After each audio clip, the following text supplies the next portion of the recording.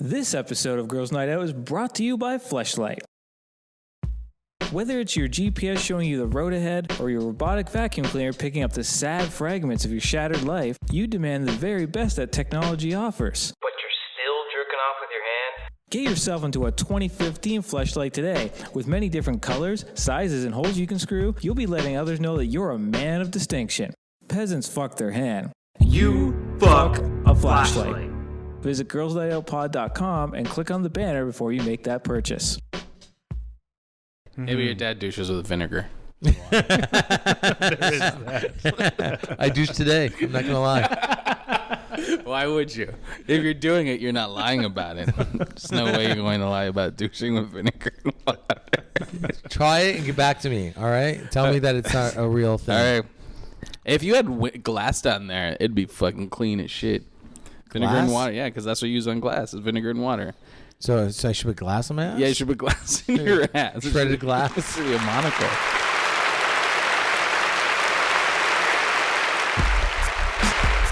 This is Girls Night Out, the podcast.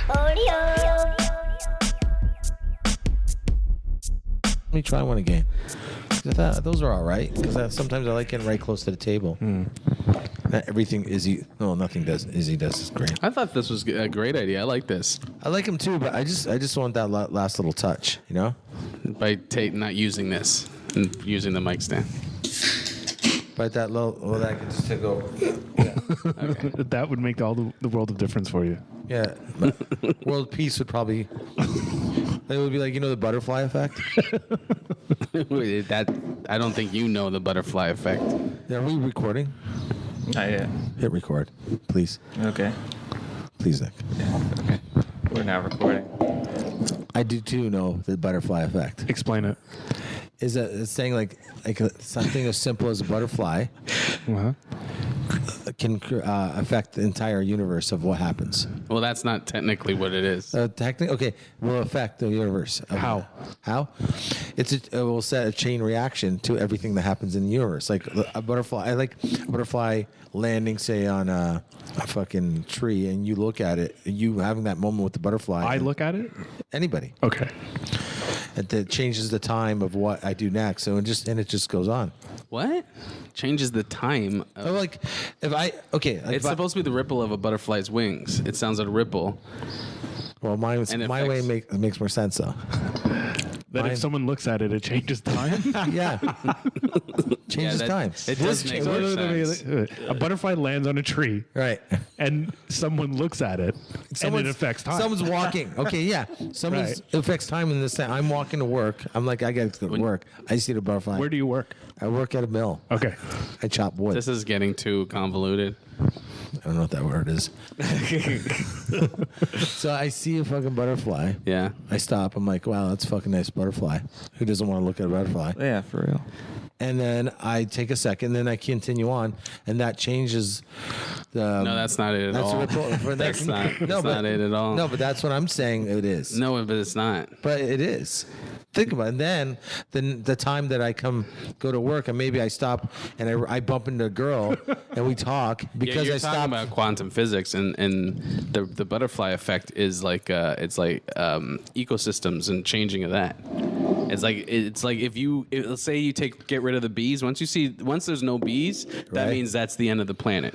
Once bees disappear completely, because that's a butterfly effect. Because bees. What does butterflies have to do with fucking bees? What you're saying is if you mess with one component in an ecosystem or ecosystem, all these other. So shouldn't it be called the bee effect? No, the reason they use the butterfly is because they want to take something as subtle as a butterfly flapping its wing. Yeah. Something soft, something that you would not think would have any impact on anything. Yeah, the whole thing is a butterfly flaps its wings and it could cause like a tornado in like Kansas. This is a culmination of all these built up things that happen to create an effect. What you're talking about is quantum physics. Where'd you get this information? Where did you get your Online, information? dude. It's online. My my I brain. My You're brain. challenging us. Meanwhile, you stopped on your way to work at a mill to look at a butterfly that landed on a tree. Yeah. Because you stopped, you met a girl, That could end up being my wife. and you got laid. That's not. Yeah. That's the butterfly quantum effect. Physics. That's the butterfly effect. That's quantum physics. You're saying Because there's the another. butterfly affected my life. You're saying there's two It's different only worlds the butterfly. that exist. It's only a butterfly effect if when you're getting laid, you notice that there's a butterfly above her pussy.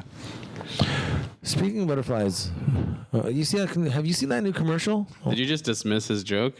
Yeah. No, you just joking. You just made me speak- no, think you of turn- that yeah. commercial where the girls are like, those are the best jokes. That That made you think of a commercial? where the girls are shaving. It shows them shaving a little tree, and I think the one shaves it into a heart, but it's right in front of their vaginas. I don't have cable. There's Me three. either. There's three girls. There's three girls. They have these. Two of them has razors, and the third girl has this new like razor, right? vibrating. No, like a fucking Electric? electric razor. So it shows her how she's getting detail on how she's shaving the tree, and she's making a heart. But the idea is like she's shaving her pussy hairs into like that shape. Is this a commercial for Brazzers? Brazzers. I'm Say it right. Sorry. I love you become a grammar police for that word. Fucking right. Brazzers. Yeah. Yeah, no, it's not. No, it was actually cable TV. Wow. I couldn't believe it. It was like so degrading Why is it degrading? to women. Why would that be degrading to women? Well, so hey, ladies, buy this fancy razor so you can make your pussy look nice for your guy. Or make your pussy look nice for yourself. Is that what they're doing? Well, they didn't have a guy in the commercial, so you're just assuming that it's make pussy look good. Why do for a women guy. fucking if women Don't do anything for us. They do stuff for other women. They don't dress for us. They dress for other women. They don't give a fuck about they us. shave their pussies to show other girls? For themselves. The They don't straight give a girls that say They shave don't their give. pussies? They know that we would eat a pussy no matter what. Yes, they do, but they Right, want to so it take care of it. No, they don't. We don't need to see it on commercials. Why not? I don't know. Maybe the fact that there's a fucking 5-year-old child watching the same TV. Yeah, but what is a 5-year-old child gonna know about that shit? Well, maybe you don't think I'd ask. Like, what the fuck is this about? No, you wouldn't. Like, Mom, is this referring to their vaginas? And oh my God, you'd have to find out what a vagina is. The world would end I at was- 5 years old. This Then is- you have to find this- out the this thing is- that you came out of. Do you understand the butterfly effect now, Gavin? Oh my God. Do you understand it? Do you understand it?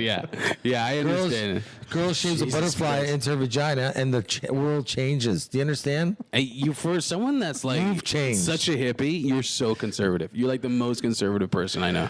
Yeah, good. Yeah, you are. I am. Yeah, Yeah. you are. Yeah, there's a time and a place. That and you're the most sensitive misogynist Yeah, ever too. yeah, it's sensitive This misogynist.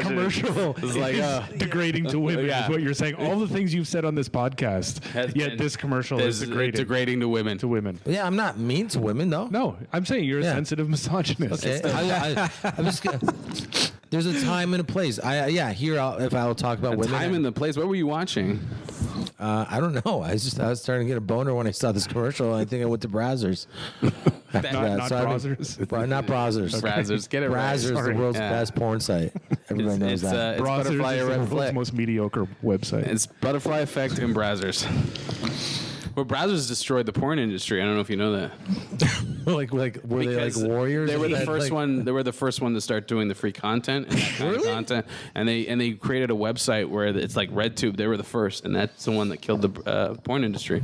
Killed the radio star or video star or whatever it is. Well, it's like no one can make money out of porn. Nope, How do they make money? they don't. Well, how do they make it? They No, do they're with other fucking. stuff. They What do. are they doing? They make like Working at the mill. They make novelty porn. That's what they make money. Can you explain novelty porn? Like the Simpsons porn. What? Oh, and that sells? Yeah, that's the type because people buy I it don't for the get it. novelty effect. They don't buy it. I don't for get it. How they? What do you mean novelty porn? If they're like not buying acting it like for they're- porn. They're buying it because of the novelty of. They're not buying it to jack off to. They're buying it to Like it's everything outside of sex. That's how they make money off porn. Because But of explain Brazzers. to me, are they making videos still? Yeah, but it's just not the same. A video of them pretending they're the Simpsons and fucking? Yeah, And that's a DVD? yeah, And people buy those DVDs. yeah. They'll buy that Why will they buy that? because of the novelty. Novelty meaning it's like a cool thing? Well, it's like a rare item or something that they've never seen before. So it's a novelty. So like they'll do all the TV show. That's why you don't see, like, I've never seen them pretending to be the Simpsons on the internet, like porn. Well, there's clips on the internet, but they can put those clips up and people will still buy it.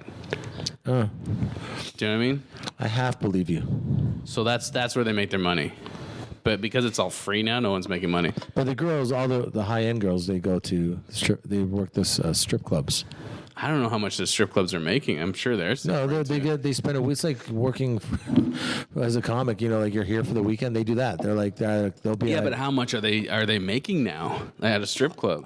From what I gather, they probably get a set rate, and then they make their money from like taking pictures. No, but what I'm saying is, who's going to strip clubs that often? Dude, dudes. Really? A lot? Yeah, there's a lot. It depends on the main ones. Years. In the States, there's like all these big ones. I would imagine it's just like every industry. It's just dying off if it's live. No, I don't know. Maybe I think they make enough. They make money. Don't they make money off of like webcams and stuff? Yeah, I would say that. Oh yeah, they do the webcams too. Yeah, right. That makes more sense. I just can't see people going to strip club if you can get webcams, you get porn for free. Like, what's the point of going? What's next? You're just tricking people to It's novelty. do dirty things on Skype. Yeah, I get it. People do that, I guess. But if you pay for it, yeah, I don't know. If you can get it at home, why would you go? And then Kijiji kills like Kijiji killed the ads in the back of like Now Magazine. Those ads. Yeah. So it's like all these stuff that are free and the technology is. That was a everything. law too that the government just implemented, wasn't it? That they said you're not allowed to advertise for sex anymore. Oh, really? And I think Now Magazine is still allowing it. I'm not sure if it's still. That's how they make all their money. Even the Free Magazine in Hamilton, they used to in the back of That's it. all they make their money. But it's not allowed anymore. That's how they pay the bills. Yeah. That's it. Yeah. That's all they make their money off of. Nothing else. If I had the money, if some of these porn stars were like also call girls, I'd hire. If I had the cash, I'd do it. I'm sure they are, but you got to be like a Dubai prince or something. Or just have a lot of cake. That's what.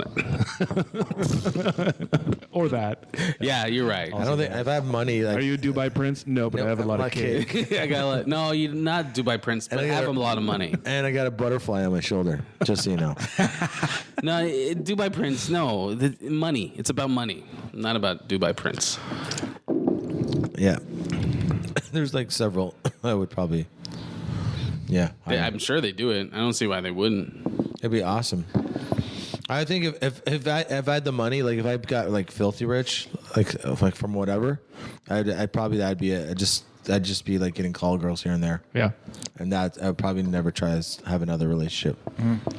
That seems like a happy life. Seems like it'll be okay. You'll be shooting for the stars with that one. Seems like it'll be okay. Is it bad to have dreams? It's good. Everyone has to dream. Everyone's got a dream, man. Walt Disney. Do these people seem unhappy? They don't what's his name? Charlie Sheen. He seems pretty content. Yeah, he does seem pretty content. He seems like he's in a good mood. A happy individual. Did I tell you I saw Charlie Sheen's dad on fucking Thursday? Yeah, you did. They did? Yeah. Whereabouts? I was doing background work on this show called Anna Green Gables. And is it a TV? Is it a movie? Yeah, it's like the most legendary Canadian TV show. It's just funny how you kind of I don't know what it is. Yeah. And of something. So redoing it, and he was in a character, and then I was all hungover on fucking a plethora of drugs when I was there. And I was just sleeping the day away. And then he I've never seen this before in my life, and he actually walked into the group of background performers. There's 20 of us just sitting around this one area, and he actually came up. It's how you guys doing? What's your really? Yeah, and he's what's your name? What's your name? He just took the time to talk to every person. That's crazy. But I didn't realize he was there. I didn't realize it was him. But then I started recognizing his I was sleeping because I was hungover. And on a plethora of drugs. A plethora of drugs. I was just trying to regain my fucking composure. Thinking about how I shouldn't have stopped for that butterfly, and then all of a sudden I put my head up to see it's Charlie Sheen's dad, Martin Sheen, and he says to me, I go, hey, he goes, how you doing? I'm pretty good. He goes, are you sure? But he was, and that was it. That was our moment. But I was like fucking blown away. That it was just weird that like all of a sudden it's just Charlie Sheen's dad's in front of you on a fucking. He was in Apocalypse Now.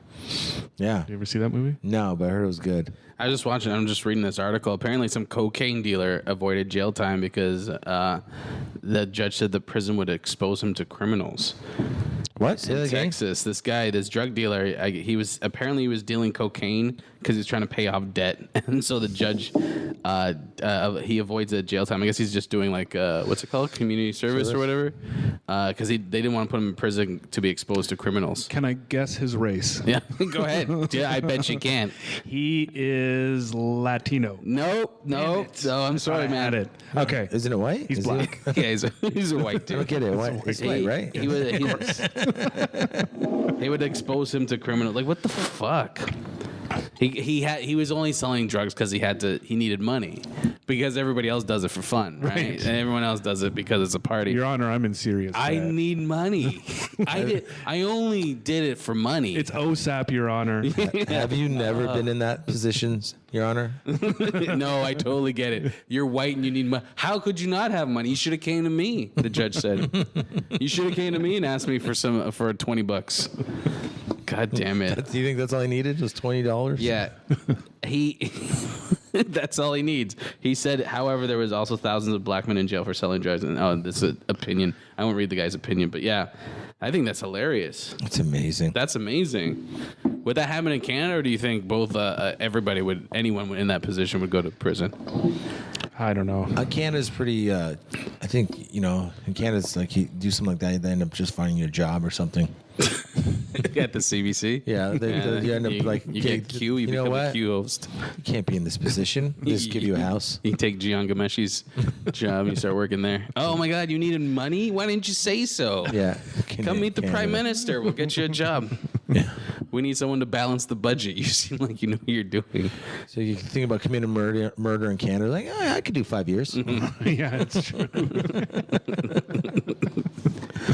He's still in the States. You get 45 years. Yeah. 3 strikes, you're out, buddy. Well, you sell some pot, you can go to serious prison. No, that's what I mean. Like you get if you could sell pot, steal bread, and a chocolate bar, and get caught for those 3 things different times and charged for those 3 things. That's 3 strikes. Yeah. That's 3 strike rule, right? You can go to jail for bouncing a check. Not every state's though. Yeah, you can go to jail for bouncing. Which states? California has a 3 strikes. I don't think every state has a 3 strikes. Okay, but is that still you can go it's Yeah. how many years is it? It's crazy. I think it's life. Yeah. Fuck. So you can get busted 3 times and get life in California. Yeah, for 3 For not small things. Yeah, minor stuff. Yeah. Yeah, but they were I don't know if we talked about it, but they were the cops are doing stuff if you're on the road, they can pull you over, and if you have money or something, they can confiscate it. Yeah, That's crazy. Yeah, they charge the product. They don't charge you. Really? So you're not charged with anything, but they have your stuff. yeah. And they did that to some kid with his Explain that to house. me. So this kid was doing drugs, and he was at his mom's house. They took the mom's house because he was doing drugs or he was selling drugs, and then they took the house and they charged the house. What do you mean, a lien on it, or they actually took it? It's theirs now. It's property of the police. Yeah, it's property of the police. Forever. Yeah. Just because he sold drugs. I guess she had to go through court, go through a lawyer in court and stuff. So it cost you a lot of money to figure out how to get your house back. But yeah. Huh. And then they sell the shit and buy coffee makers and stuff. Yeah, margarita machine. I saw that thing. Yeah. John Oliver. Yeah, that's right. They bought a margarita machine. Or no, it was margarita machine. Yeah. And they'd confiscate people. Like, say a guy was driving across country, he had $2,500 on him, and the cop suspected him of some shit, or it suspected he was going to use it to buy drugs. That's what he said, and so he took the money. You can just take it. Yeah. Yeah, that's like cowboy days, man. That's highway robbery. You can do that. That's just criminal shit. Yeah, cops never have looked worse. No, they're pretty bad. I don't think all cops are bad, but all the bad shit's getting right on fucking YouTube. That's all you see is the bad shit. The thing too is if you are a good person, you want to be a cop. Now you're just I don't want to get hooked in with, and so it's just a cesspool of shitty people. Yeah. I'm scared. I'm not gonna lie. I'm kind of scared of cops. Yeah, I gotta go to Florida in August. Well, that should be fun. You'll be fine. Yeah, it should be- There's it'll never be any fine. issues in Florida. I'm thinking about bringing all my guns Yeah. and my attitude. My guns I and my remember being attitude. in, I don't know if it was North Carolina or Florida. I remember walking into like a Denny's or something. I was there when I was like 18. And they had a sign on the outside of the Denny's that said no concealed handguns. Yeah. Which basically means you can't walk in with them hiding. So if you have handguns that are showing, you're fine. Well, it is Denny's. You get those pancakes. What is considered You put your showing? guns though? on the table. Well, like Like on a holster? on your holster or like out. But you Like can't underneath the conceal it. jacket, like if you have it in a jacket or Yeah. behind Like you. right next to the like no shirt, no shoes, no Yeah. service, there was no concealed handgun. Yeah, they had it in Texas too. You had Yeah. to drop your guns off Yeah. before you went into a couple of bars. That is a And then- perverse culture. I can't even imagine living in that. Where I don't know why you're walking around with guns for. Like, why Yeah. do you need to walk around with a gun? Like, it's It's a right. It's just more shit you got to carry. I used to do a joke about how I would lose so many fucking guns because I'd like walk out of a place and leave it there, and then just oh fuck my gun. Did you guys see my gun? I left my gun here, and I had to describe the gun, and then I'd have so many guns all over. and then bullets everywhere. Yeah, people murdering people with my guns that I have registered. You know how many fucking crimes I'd be accused A of? link to. Yeah. That's why I couldn't be a cowboy. That and that's shitting why. in a bucket. Right. Well, Yeah. And the racism. I would say that too. There's a lot I couldn't be a cowboy. My for. friends are such lazy pieces of shit. Like Patrick, say he had a gun. His gun would never be loaded because he would have to go through the trouble of putting bullets into it. I'm sure it would be loaded when he left the house. Wouldn't it? Maybe that's what I mean. He'd be like, fucking, I'll do that later. You know, and it's like, oh fuck, my gun's empty. Imagine Kaylee house if we had guns. Oh my god. Shit. Oh yeah, it would be. That's why I would never hold a gun. You know, because then I would use it. That and guy then would have got shot. That guy would have got shot for sure. Yeah, Yeah. but So what happened? Do you want to explain that? yeah, I don't know. I was probably doing 2 minutes in. It was going really. I felt it was going good, and I started trying to do this joke I have about slavery. Mm-hmm. You know it actually, Gavin. You know it. Yeah. Yeah, and obviously Nick, you know it. It's just it basically the joke's about like during slavery times, slave masters or owners or whatever you call them would take the stronger slaves to impregnate the women to have a stronger offspring. That's a setup of the joke, which is it's a fact. Yeah. But it's amazing that when I say it's a fact, it's really a fact. Right? So this guy in the audience goes, stop. Nope. I'm like, what's the problem? It's like, Before you even got there, like you got to that stage. I'm kind of halfway through that stage. Pull off a bit. Like it's just Yeah. when you're young. So I kind of get halfway off that stage, and then he goes, you're racist. You're being racist to me. I'm like, and his race was. White. he was a white guy. Same as the guy that got off for always- cocaine. yeah. It's the kind of race where you get off for cocaine see. because it's That- too that- hard You in never get prison. called racist by a black person. It's always a white person. No, you've been called racist by black people. Black people have. I've called you racist. Well, you're not. See, there you go. Racism doesn't really count, Gavin. I'm sorry. But you have been. But black people do call white people racist. They do. Don't throw that. You can't throw that butterfly effect into all of this.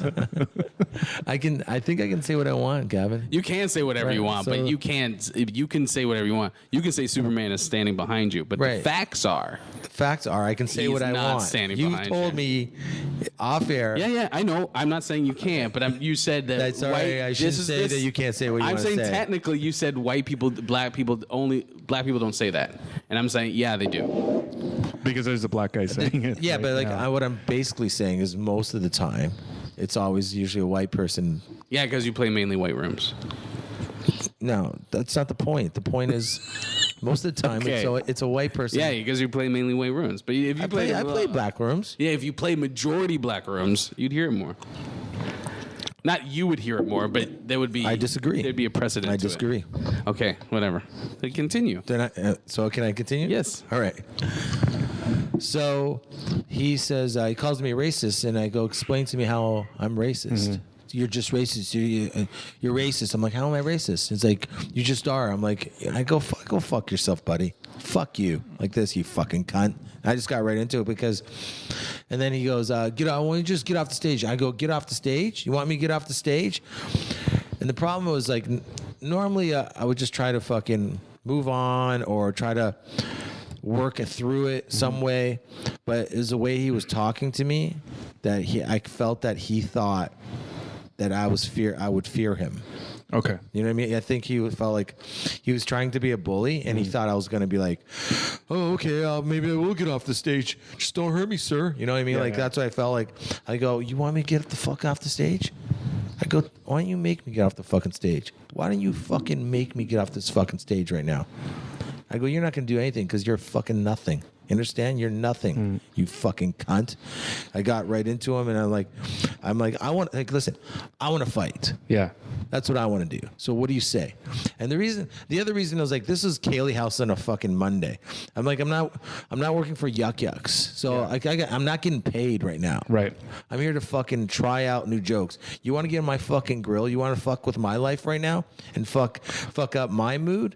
Fuck you. Yeah. I'm like, okay, let's go all the way the other way. Instead of me trying to work this out, no, you're an asshole. I'm gonna be an asshole too. Let's fucking do this. Let's have a scrap, man. Yeah. I'm calling your bluff.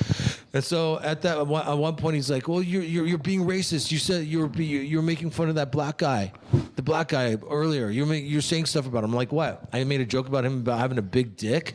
Right. Is that what you're talking about, sir? Is that what you mean? Are you offended for him having a big dick? Do you want all black people have average sized dicks? Are you always thinking about the size of black dicks and how they should all be equal? Is that what you think? And so he's like, ugh, right? I'm like, listen, I want to fight. Let's just fight. Just fight. And then at one point he actually, he was feeling like a pussy. So he got up and he was starting to walk towards me, and two guys walked in front of him. At the same time, I was putting my mic down because I'm like, okay, here we go, right? Yeah. And then someone stepped in front of him, and he's like, oh, okay. And he just sat back down like a coward, right? So I continued on just like being mean to him, like just calling him all these different names and trying to get him to just continuously insulting him to the point like when you say, if I say to you like, you know, you're a fucking cunt, you know that? You're a fucking cunt, you're nothing. Go fuck yourself. Stuff like that, right? At some point, as a dude, you're gonna go, you calling me you fucking cunt? Right. So I was like giving him so many opportunities to try to step up and try to be a man. I wanted him to I'm throwing out fighting. Here's the words. opportunity to be a tough guy. You're a tough guy, so be a tough guy. Let's be a tough guy, right? And I was saying, you think I'm from Hamilton. I want to die.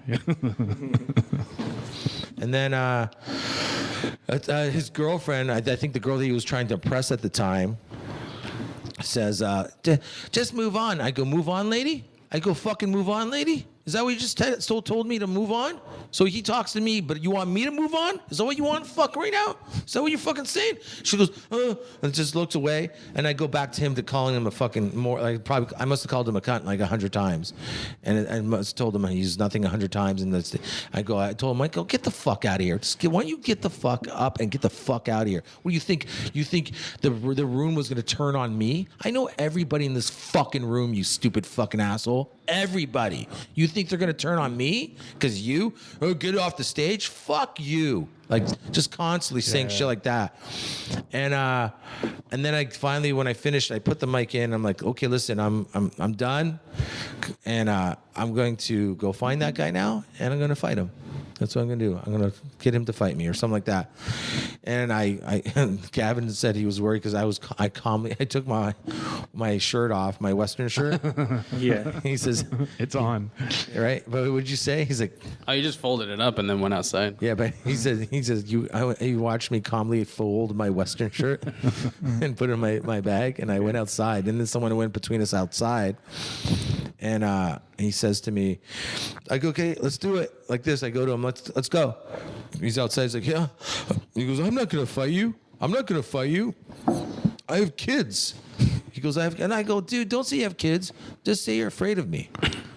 It's okay to be afraid of me, but say you're afraid of me. Don't say you have kids. Don't make excuses now that you fear me. Accept the fact that you fucking fear me, because you're nothing. Remember that, you fucking loser. Like that. Mm-hmm. So then I went back in. Then I saw him on the street this time because there was like having to smoke because you can't smoke on patios. So then I went on the street the third time. And it was just me and him and this guy, I think Lee Reed, I think his name is. It's a band called Flesh Rag. He was standing there with his girlfriend, and I said, "Okay, listen, dude." I go to him, "Listen, no one's around. It's just me and you now. Let's go for a walk. What do you say? Come on, let's just do this. Come on, buddy." And he's like, "I can't. I'm not gonna fight you. I'm not gonna fight you. I have kids." I'm like, "No, you're afraid of me. You fear me because you're nothing. Remember that." I was like, "You remember this. When you wake up tomorrow." When you wake up tomorrow, remember this moment. Why you didn't do it? Because you're afraid of me. You fear me, and you're nothing. And hold on to that feeling the rest of the day, and probably the rest of your life, that you will always be afraid of me, because you're nothing. Fuck you, like that. And he just didn't say a word. He just took it, and then I just went back in the bar. Because I just peed my pants a little bit. I'm not gonna. I mean, he was I would say the same size as me, if not bigger. Right? And I'm not gonna, the thing's like, at some point, I need something to happen if I'm gonna beat the shit out of this dude, because I need to be able to, like, I don't want to get charged also. You know what I mean? How much of that is like pent up stuff from like years of dealing with hecklers and shit like that? Or how much of it, or was that all in your mind just about that dude that night? Or was this like your opportunity to, like, I don't know, just dealing with Hamilton crowds for this many years? It wasn't really so much about hecklers, so much at all, to tell you the truth. It was more just about my life. And this is like being like I got a lot of, and he's like, Gavin said to me, he's like, "Do you have a lot?" "Are you okay?" Like, I think it was the next day you said this to me, right? He said, "Are you okay? You got a lot, is something wrong? I'm like, "Yeah, of course something's wrong. Of course. I'm not happy where I am in my life. Of course I have a lot of headaches. I have a lot of problems." And so it's like, I'm just trying to have a good time, man. Yeah. You know what I mean? So if you want to put me in a corner, I guess my point is like, okay, you don't want my attention. Don't think I'm the guy that you can try to put in a corner and fuck with. Right. Because you don't want it. Yeah. I don't care who you are, you don't want it. And that's what it is. That's where my brain's been probably like that for a long time. And I'm pretty good at dealing with it. Uh-huh. But like, there was just that moment where there was enough bullshit going on in my brain of, like, you know, like breaking up with a chick not that long ago and still feeling like burnt from that, you know? Yeah. Feeling, you know, I'm not gonna lie, I feel lonely a lot of times. I wish I was farther in my career. I wish I wasn't living below the poverty line. Mm-hmm. I wish for many things, man. Mm-hmm. But, you know, I don't bring it on. I don't put it on people. I don't complain about it. But don't fuck, you know, at the same time, that's what I mean. This is not a good time. That's what I mean. When I say, like, I was talking the other week, I don't honk horns on people, because I don't do that, because I know where I'm at in my head. And how do I know the guy in front of me is not where I'm at? Mm-hmm. And he's fucking, "Oh yeah, you fucking, you know what I mean?" And like, he comes out. It's not even about the horn now. He's just like, "Oh yeah, I want to take this aggression off, you know?" It's like, you know, if you beat the shit out of someone, that's perfect. If you beat the shit out of someone, it fucking feels great. I mean, I've been in one fight probably in the last 10 years, and this guy jumped me at a bar about 4 or 5 years ago. For no reason, this guy jumped me at a bar because his friend was winning a fight, and so he wanted to fight someone because his friend was winning a fight, and for some stupid reason, he picked me, and he was like 30 feet away from me. And he just said, "It was you. I'm going to you're dead." And I'm like, "What?" He announced it? Yeah. That's he was drunk. Yeah, he's announced he's drunk. He tried to do a flying kick on me. Oh my God, that's the dumbest thing I've ever heard. Yeah, I couldn't believe it was even happening. He did a flying kick. He jumped and he tried to kick me with his foot. He just put his kick. He put his foot in front of him and jumped and put his foot in. He's an idiot. Yeah, the worst move I've ever seen. Yeah, I was sober, you know, and he was fucking drunk as fuck, this guy. But all I did was I took one step to the side. Like, I didn't move fast. I just a casual step to the side, and he kicked this fence behind me. Like, not even, just kind of bounced off this fence. And at that moment, I'm like, fuck me. If I don't do something right now, he's going to keep going. So I grabbed him by his neck, and I fucking clocked him as hard as I could, and he he fell. I clocked him and he fell down to the ground. Then he got up, and then I grabbed him again and I punched him this way. This time he was going the other way. He fell to the ground, and then I put my knee on his shoulder, and I fed him my fist about 7 times in a row. And it was like, because I guess because he was so drunk, it was the easiest fight I've ever been in. So, but like every fist was hitting his face, connecting. So I was like, just fucking clock, clock, clock, clock, clock, clock, clock. And he's like, oh, like for every punch he was getting, he was like more and more in shock and sobering up like very quickly. And then he said, "Please stop hitting me." He said, "Please." I remember that too. So I stopped and I got up and I just got my fist up because I'm thinking, oh, fuck, I shouldn't have done that, right? Because he's gonna now try to fight me again. And I said to him, like, dude, you started this, man. Yeah. You started this. I was just standing here. I don't even know who you are. And he fucking ran. He just left. He ran away. And then he told my buddy at the time, he said, because he knew my friend, he goes, "Wait, man, what the fuck's with your buddy? What the fuck's, he fucking jumped me, man." That's what he said after the fact. Like, so anyways, the point being is, I felt fucking amazing after fucking feeding it to him fucking 10 shots. Right. I fucking felt great. I'll never forget that feeling.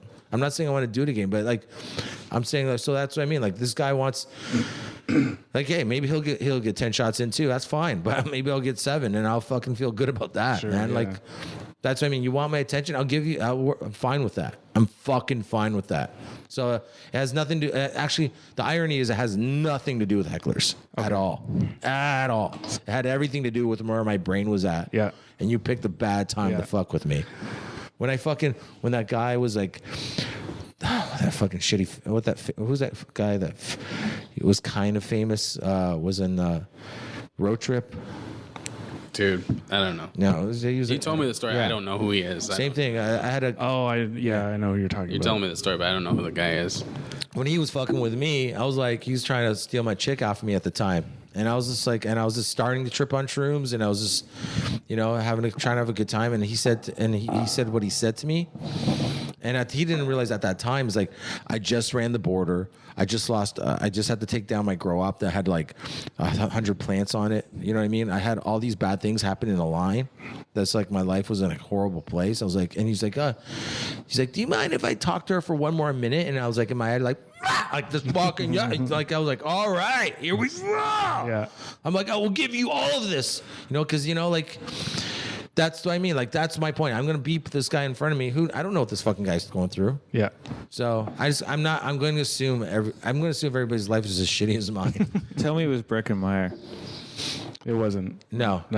It's he played Joey's nephew, but you can go that to fucking guy. That guy. Really? You always go to a therapist, though. There is that. You could not fuck with me. Yeah, but someone's gonna fuck with you no matter what, because people don't live in your world, so they don't know. Well, don't go in my world, then you don't live in it. But what I'm saying is, it's for you as opposed to them to go, hey, you got some shit you're dealing with, and you need to get it out. I did. No, but I mean, without fighting, without hurting somebody else. I'm not trying to fight anybody. I'm not trying to hurt anybody. I'm giving it. These are opportunities. Dude, we did like 3 weeks of this podcast, and every week you told us a story where you almost fought someone. Well, what's the other one too? No, all I'm saying is a guy honked on me. Yeah, I know, but you were like, I'm gonna fucking kill this guy. Right. It's not rational. I'm not judging you. I understand it. It's not rational beeping your horn at someone for not turning right and not mowing a bunch of people over. That's not rational. Yeah, but I'm not saying he's right. I'm just saying it's your reaction to the beep isn't rational. I'm not judging you. It's not me judging. I don't make the rules, man. I'm just telling you what they are. I know. I'm just saying you have shit. You clearly have shit that you gotta get out. I am. Yeah, but not fighting. Don't do it fighting. Buddy, I'm not trying to fight. Like I told you, I've probably been in one fight now in fucking 20 years. So here's what I'm saying. Like, what if you get into that fight, right? Like, that drunk guy came at you, kicked you, or tried to kick you, whatever. Or this guy on Monday, and you fucking knocked the shit out of him, and he fucking cracked his head on the thing. Now you're up for fucking murder. Right.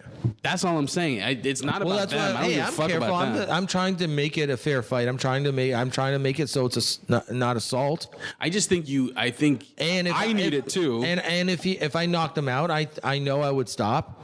because I've seen that I've already been in that situation. I stopped. I'm not trying to put it on you because I need it too. I need to talk to someone. But you have other shit other than just people getting into your world. Right. That's all I'm saying. And the fact is, you know exactly where that came from because I just asked you straight out. Was that about hecklers or was that about? Yeah. And you knew immediately.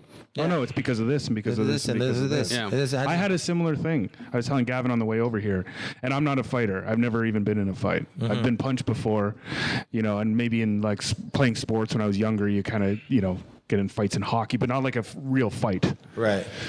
Which is like not ever being in a fight feels like it's like as a guy you kind of feel like you should. Yeah, you should have had to have, and you kind of feel like, am I a pussy? Like, do I even know how to fight? I actually said a joke when I did that show with you in Waterloo, because we were in Waterloo and I said I'm from Hamilton. I was like, but I wasn't born there. I just lived there, so don't worry. Like, you can beat me up, right? Yeah. But I was in the grocery store over here a couple weeks back, and I had some shit going on, so I was already in a bad mood. Right. Okay. So I'm in line for this. I'm in line at the cashier. There's only one cashier open. Okay. So there's a line up to and then at this particular grocery store, it's predominantly an Asian grocery store. Predominantly. So a lot of the people who work there are Asian. Okay. I'm just providing that detail because it'll. Back just up a little bit. Just a little bit. Because it'll make sense later on the story. So there's a big lineup for the cashier. I wasn't in a rush, whatever. I was a little bit fucked up in my head. This guy behind me, I hate to say it, but a typical Hamilton guy, sketchy looking guy, probably about 50 years old. You don't have to describe it. Okay. We know what it is. He all of a sudden out of nowhere yells at the cashier, "Hey, open up another cash." Yells at the top of his lungs. Okay. Okay. And she nods at him. And he goes, "What the fuck? You don't fucking speak English?" Ooh. So I turned around and I just stared at him. And he looked at me and he said, he's like, "What? She can't answer me?" And I just looked and I said, "Shut the fuck up, you fucking asshole." I said that. That's uncharacteristic for me, but I was in a bad mood. This is kind of like similar to like I was already in a bad place. You're not in your headspace. You're not in my world. normal headspace. You're in your own world. Right? I just got so angry. Right. All I wanted to do was punch this guy in the face. Right. So I said, "Shut the fuck up, you fucking asshole." And he looked at me and he said, this is the funny part. He goes, "What? You're from Toronto or something?" Oh, God. Yeah. Mm-hmm. So I laughed at that point because I thought it was funny. And then I went up and paid for my stuff. And the cashier said to me, "Thank you." Right. Thanks for that. And I said, "Do you want me to stay here? Do you need any like help or whatever?" And she was like, "No, it's fine." So I was going to leave, and then I just decided to stay. I just stood there. And he walked up, and he had his head down the whole time. And he wouldn't even look at me. And he just slunked off because he was like... He just stood up. He was a bully. Bullies always quiver, Yeah, they always exactly. like that. And that was my point. That guy I recognized he was trying to be a bully to me. Right. And I'm like, okay. I'm calling your bluff. I want you to do something. I'm not saying what you're saying is wrong. I know you're not saying I'm wrong. not saying it's wrong. I'm just saying you got shit to deal with. There's some issues there. Like the reason I brought that story up about me is because I knew why I reacted that way is because I had some shit in my head. I do it all the time. I do it all the time. Yeah. This is not me judging you like that. No, I'm guilty of listen, it like crazy. I know. He's saying you shouldn't have to feel angry. All That's I'm all saying he's is saying. that stuff that you got in you, you got to get You out. don't need to feel it. That's all I'm saying. I don't need to feel it. No. But listen, I do. I know you think know what I'm you saying? do. I know you think and I'm getting through it, and life always gets better. But in the meantime, don't fuck with me, dude. I want to talk to someone so badly just to like have a professional sounding board, just to like trust me. I bet you'd feel a million times better. And I guarantee I would too. But I don't got fucking time for that, man. I know. I don't. I don't got time. But So in the meantime, I know that I'm always doing the right thing. But listen, I don't have a bad temper. I just don't like bad people. This is not me saying that at all. I'm not saying you're a bad temper. No, I'm not saying you're a bad person. I actually think you have good judgment. Mm-hmm. I'm just saying it's those moments of just like moments of weakness or moments of fuck it. Just go. You go. Moments fuck it. of fuck it. I get it. But like I'm okay. I'm okay. It's not that I think I'm gonna win. I'm okay with losing. I know. Right. But that's It's the losing that's what I have a problem with. No, I don't like. I'm not saying losing. I mean like I could get my ass kicked. I'm fine with that. Okay, if you get your ass kicked, that's your business because you picked or you got into a fight. Right. And so if you get your ass kicked, that's the best case scenario. Or you beat up the guy and that's it. That's Right. best case scenario. I'm talking about the shit around that too. You shouldn't be in Listen, the shit that can happen. he wanted to fight, fine. And if he's not going to fight, then I'm going to make you understand. This motherfucker is like dealing with almost homeless guy. You think almost homeless guy? What he did? Another guy puts his head down. He goes out there. He's victory. Guy comes up, puts a knife in his back. I learned this lesson really when I was 18. We went to like spring break. Right. We went down to like Daytona or something. Okay, there was it was like a class trip. Everyone's first time away, like all this, just partying, all that stuff. So the hotel that we were staying in, there's a bunch of other Canadian kids staying there too. This one kid was on the phone. He was calling his parents. Right. Okay, 18 years old, calling his parents. He's on the payphone. This is before cell phones. I know this. I heard this on the news. And this guy comes up to him and says, "Hey, give me your wallet." The guy's on the phone, and he says, "No." He's talking to his mom. The guy's like, "No, give me your fucking wallet." And the kid's like, "No, fuck you." Boom. Shot him. Dead. Right. Dead. That's a fucking obviously sad and crazy. But like how that affected me is like, you never know who the fuck is coming up. You don't know who You never know who is. what they're coming to you with or how crazy they are or how psychotic or whatever. But when you say that, that's what I'm trying to say is think of the same for me. You know, I agree with you. Yeah. But what if you you see But that what guy? Gavin was saying was like, Maybe what if that guy at Kaylee House had a knife and pulled it out on you and stabbed Or you? a knife. And you're okay. I'm okay with that. Okay. Like that's like a lot of guys talk about like the games. What is he gonna stab me, kill me? Maybe. Yeah. He's gonna help me? What do you mean? Oh, well, this is a whole other thing. This is why you need to talk to someone. This is why you need to talk to someone. That's why you need to talk to someone. That's my point. Okay. Fuck him. Okay. All right. Yeah. So I'm okay. I'm okay with this. All of this ending. I'm okay with it. Yeah, but you shouldn't be. That's all I'm saying. I shouldn't. You shouldn't. You're right. I shouldn't be. Because you have a lot, dude. Okay. You got a lot to live for. You got a good life. You don't know you do, but you do. I don't disagree with you, but I'm just saying. I've been in this. I've been not a rut, but I've been here for a long time, and I'm okay. Okay. I'm okay. I'm not saying like. I'm not saying like. You're not saying you're suicidal. I'm not or saying like, suicidal, but if my doctor said like, "Oh, you have 6 months to live, and you have Right. cancer," I guarantee. I swear to God, there's gonna be a part of me going. Thank you. Yeah, but like you're living in this moment right now, right here. Right. You don't know what future Manolis is. You have no idea what future Manolis I never is. said I was giving up. No, I'm not saying you are. But what I'm saying is in your head, you're like, if it happens, I don't give a fuck. But like, you don't know, okay, say you pick that fight with the guy. That guy fucking stabs you and kills you. Next day, fucking, I don't know, Joe Rogan wants you to fucking go on the road with him, and that's gonna fucking take off your. Then I'm just take dead, off dude. your career. Well, Like I'm it's gonna dead. make it like this huge thing. I'm dead, dude. I know, but that's what I'm saying. Is life is full of that bullshit. Right. It's Well, that. I'm it's trying your, not to it's let- your definition of butterfly Buddy, effect. yeah, I'm the one that's always. Am I not the one that's like, guys, let's go? This is I agree with you. Yeah. I agree I'm with not you. saying that. Dude, I am not judging you on that level at all. Like I said before, you're a good person and you make good decisions. 99% of the time, it's the 1%. I know. Well, that's where he lucked out. Like he fucked. That's where he fucked up. This is my opinion. I could be wrong. I just think you have some shit. I'm you not, need to get buddy. out. I know. I'm not disagreeing with that at all. But what am I supposed to do in the meantime? Just make my shit go away? No, that's not going to happen. So, and I'm not gonna go see it. I'm not gonna go fucking see a psychiatrist Why not? because I'm old school. I go fuck you. No, I know. Fuck you. You're old You don't school. say. I was going to say that. I was going to say you're old school. You don't do that shit. Yeah, fuck that. I know. But I would see it. So to me, That's it's fine. not, I'm not saying it's not about I'm not- weakness. I'm That's not me throwing weakness. on you. No. I don't think. I think psychiatry is a good thing. Yeah. But not for me. You're not that guy. I'm not that guy. You're not that guy. I was gonna say go in, that. I go in. I guarantee. Also, I go in to talk to a psychiatrist. By the end of the hour, I'll be listening to his problems. That's who I am, Well, that's your empathetic person. right? I don't got. That's why when I say I don't got time, that's what I mean. I don't got time. It's like you think you're gonna listen to me. I know. By the end of it, I'm gonna be helping you. I disagree, but I see what you're saying.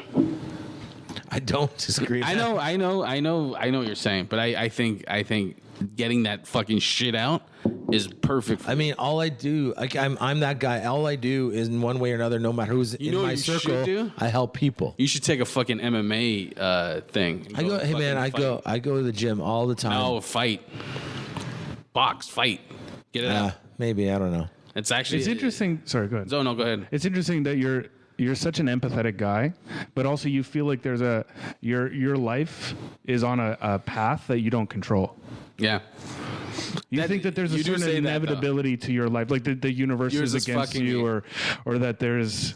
I have joke about that, but I understand, obviously. I do feel the universe throws things. But even like saying like, "Oh, therapy isn't for me," or therapy, I'd be helping the therapy. I know you're half joking about that. I know. I mean that.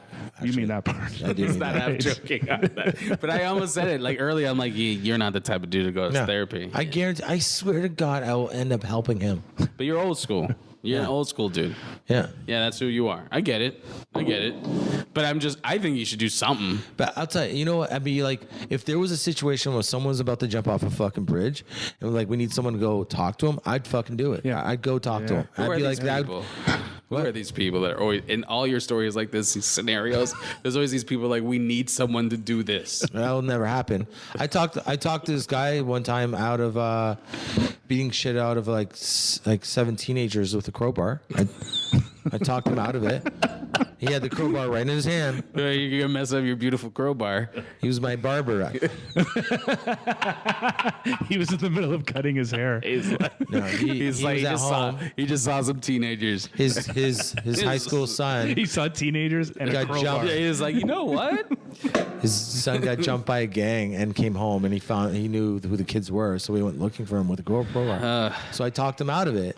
You know what I mean? I did this guy when I was a lifeguard. He was like came swimming. European guy. He told me that he was going to kill his boss. Yeah, but you're taking on all that kind of shit still.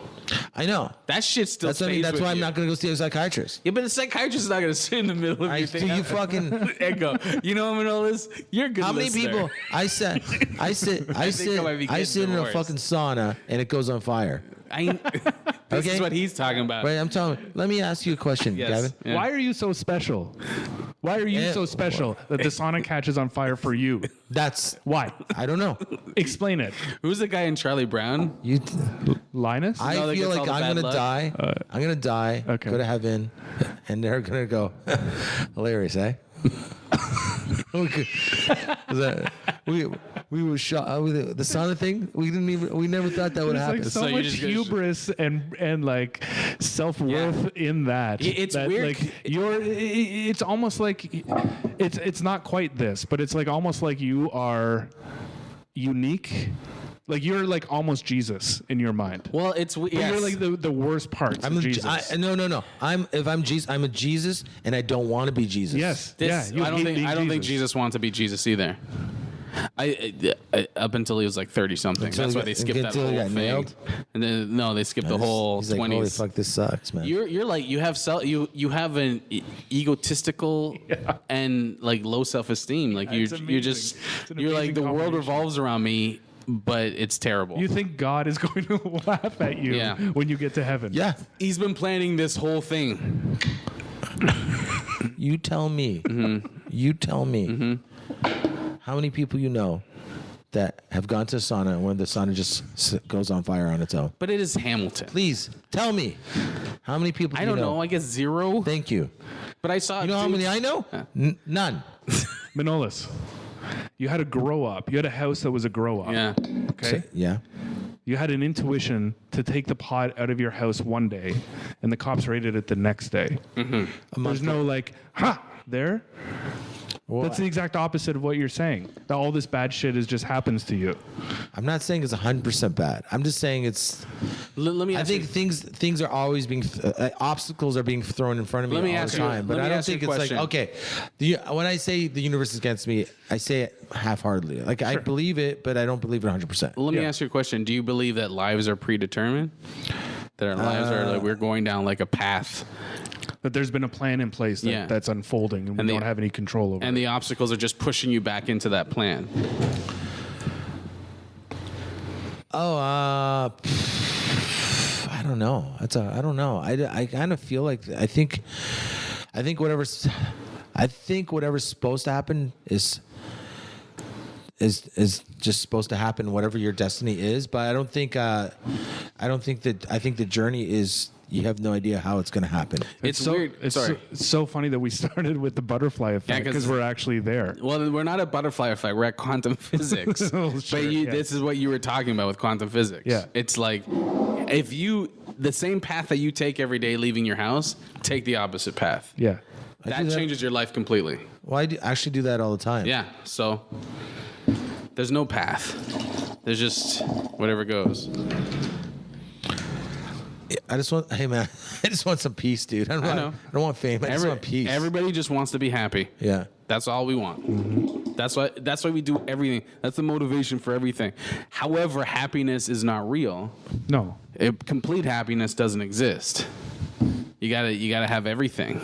Yeah. I don't know what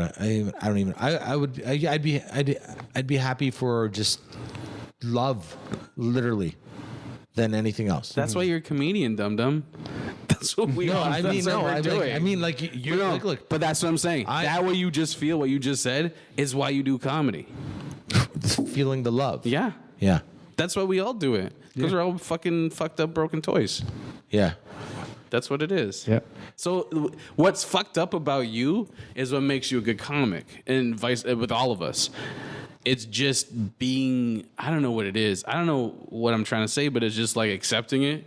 You know, I was thinking about this on the way here, and I have jokes about it too, but I was like thinking like, it would be, you know, I mean, maybe you guys are lucky and you found that girl that's being a solid chick, but it's like, it seems like so many girls what they'll do, or no, I guess maybe just for me then, is that 6 month period at the beginning, like what they are, I'm like, fucking perfect. This is perfect. This is perfect. Mm-hmm. And then all of a sudden, like, boom. Oh, by the way, I wasn't really that person, and I was just doing that to make sure I got the job, or I just want to make sure you really liked me. Mm-hmm. And now I'm going to be this person. Yeah, I like the saying. I make sure I got the job. I really like that. Well, like of me really funny. liking. It's funny. It's a good line.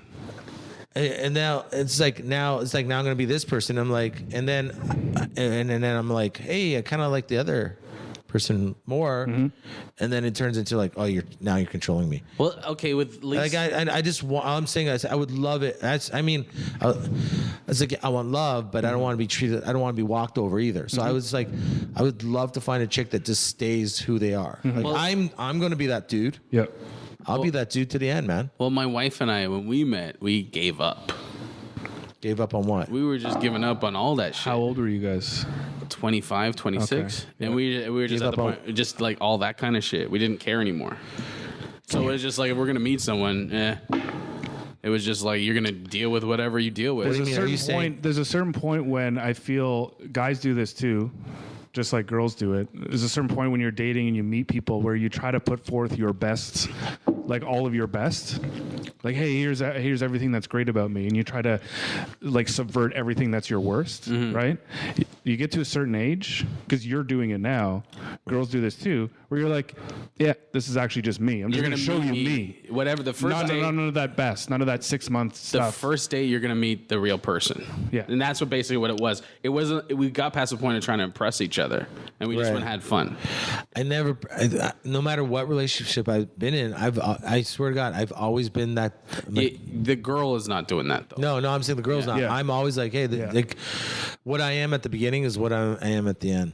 Yeah, but the girl is immature. The problem is that it is immaturity, man. That's what it is. I've dated a lot of girls where like it's a lot of different age. We're not just talking age. It's not talking age. It's emotional maturity. Yeah. Okay. You are emotionally mature, and to deal with someone that's like that's not emotional maturity. You're dealing with emotionally immature people.